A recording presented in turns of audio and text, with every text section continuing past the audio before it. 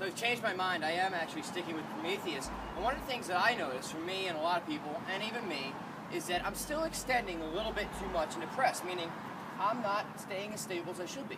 Now that being said, nobody's ever going to be perfect. There's nobody that I've ever seen, including myself, that moves perfectly. But there is an ideal. And no matter what your endeavors are, if you're an athlete or you're a strength coach or you're just practicing picking up heavy things, you should always be striving to get towards that ideal, that perfect movement state. It's never going to happen, but you always want to try and get closer and closer to it. And one thing that I found for me is my press is I'm still opening up, flaring my ribcage out a little bit. You know, this could be any sort of weak link in the chain. I think I know what it is. I'm working on that right now. But I want to show you a drill that I've been using because it's very important when we're pressing overhead that I stay short in my belly. Because as soon as I get long in my belly, I get short in my spine. I come into this hyperlordotic state and I start putting an unnecessary amount of shear and compression on my spine. So when I'm pressing overhead, the position of my belly should not change. So it looks like this. Here I'm tight.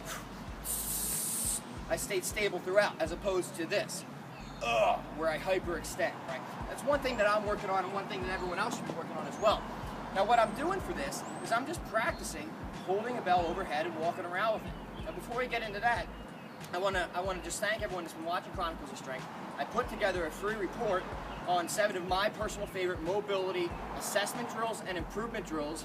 I want you to go over to Chronicles and download that for free because I believe that these 7 drills are just incredibly important for everybody to be doing every day. So check that out. It's right over on Chronicles. It's called the Mobility Torture Chamber, and you'll find out why. Back to this drill. Here's what I want you to do. 2 minutes to do. 2 minutes holding it on your right, 2 minutes holding on your left. You don't have to go that heavy a weight, but you need to focus on keeping the belly tight, keeping the belly short, keeping the butt tight, and staying long in the spine. Looks like this.